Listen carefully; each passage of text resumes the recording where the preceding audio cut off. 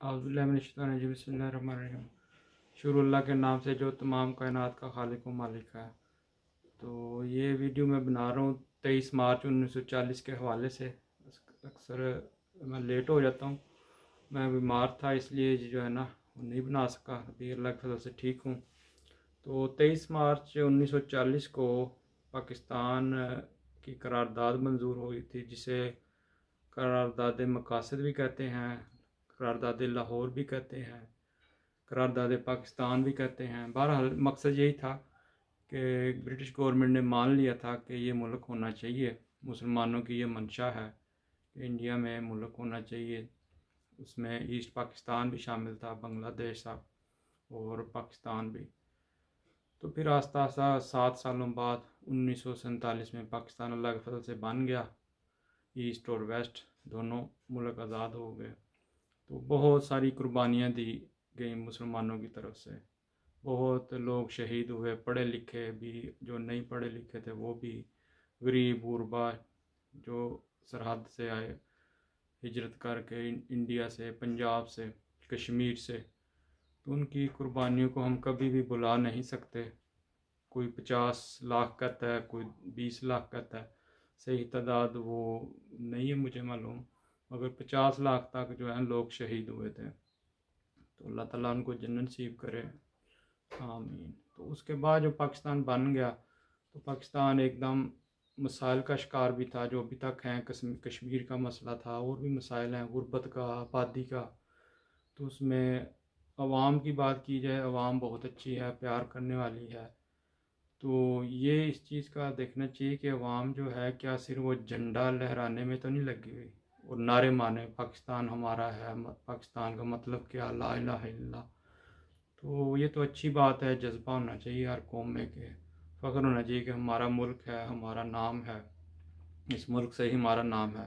इंसान पैदा होते हैं और मर जाते हैं, दादा बाप, फिर खुद, फिर पोता, फिर आगे आगे जनरेशन चलती रहती है। मगर वो ज़मीन का खित्ता लाखों करोड़ों साल पुराना होता है, तो उससे प्यार अच्छी चीज़ है।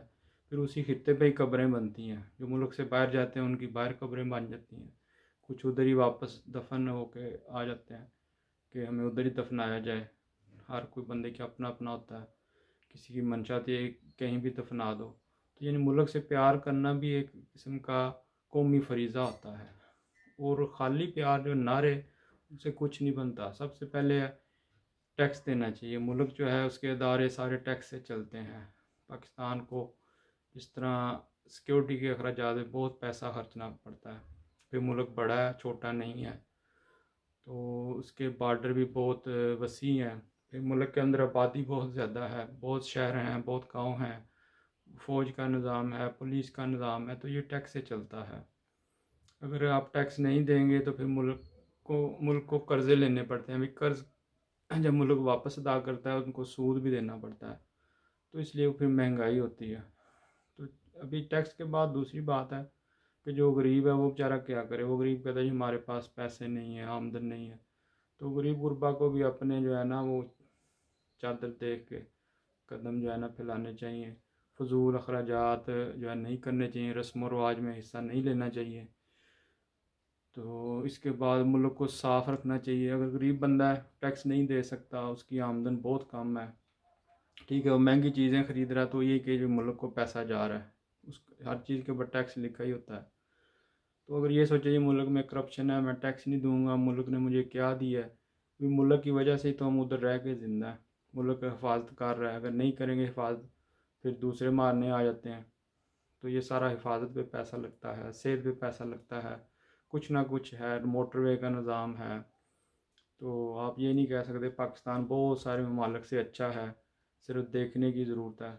बाकी जो करप्शन हर मुल्क में होती है, तो आपको टैक्स देना चाहिए, मुल्क को साफ़ रखना चाहिए। मुल्क को ये नहीं अपना घर साफ़ रखा, चीज़ सालन पकाया, कुर्बानी की, ओजरी जो है वो या उसका मैदा जो भी कह लें वो बाहर फेंक दिया गली में।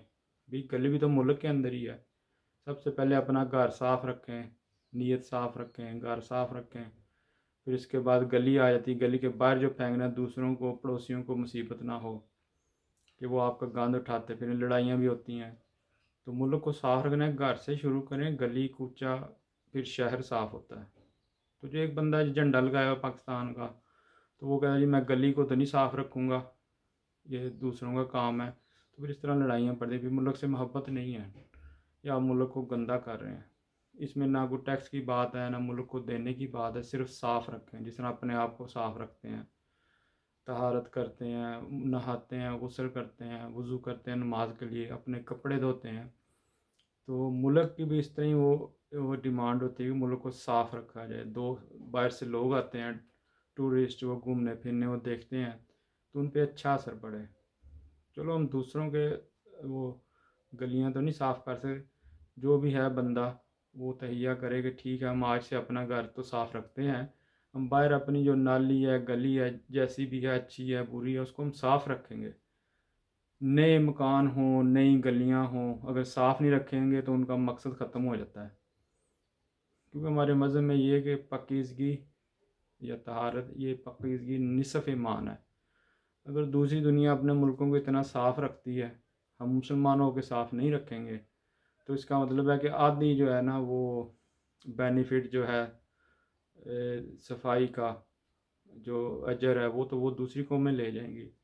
تو ہم نے اگر نصف ایمان پہ ہی ہم توجہ دیں نا، اپنے ملک کو صاف رکھیں، جیسا بھی ہے، گاؤں میں، شہر میں، جدھر جدھر جس کا گھر ہے وہ ملک کو صاف رکھیں، اپنی گلی کو صاف رکھیں۔ گھر سے باہر نکلے گا، گھر بھی اس کا اس ملک میں ہی ہے، باہر نکلے گا گلی میں، گلی بھی ملک کا حصہ ہے، وہ ملک سے باہر نہیں ہے، نہ تو کسی دشمن کی، وہ اپنی ہی گلی۔ جب ہر بندے کی یہ سوچ ہوگی، ساری گلیاں صاف ہو جائیں گی۔ بڑے پیمانے پہ وہ جی گٹر بند ہو گیا، یہ ہو گیا، جب خود صفائی کی عادت ہوگی پھر لوگ آواز اٹھاتے ہیں، پھر وہ عہدیداران کے پاس جاتے ہیں، ڈی سی کے پاس یا اے سی کے پاس یا پبلک ہیلتھ آفیسر کے پاس، یہ جی فلان جگہ گندگی ہے اس کو صاف کیا جائے۔ تو یہ 23 مارچ 2021 کے حوالے سے میں یہی کہوں گا کہ ہم کچھ نہیں کر سکتے، تو ٹیکس کا بھی ہمارے پاس پیسے نہیں ہیں دینے کے لیے، اگر کسی کے پاس، تو بہت سارے لوگ جو ٹیکس دینا شروع ہو گئے ہیں، اچھا نظام آہستہ آہستہ ہوتا جا رہا ہے۔ تو ہم یہی کہہ سکتے ہیں کہ ملک کو صاف رکھیں گے۔ اس موقع پہ میں یہی دعا کرتا ہوں، پاکستان زندہ باد۔ تمام پاکستانی جو ہے ان کو اللہ تعالیٰ اپنے حفظ و ایمان میں رکھے، یہ جو کرونا کی وبا ہے اس سے بچا کے رکھے۔ تو آپ خود بھی حفاظت کریں۔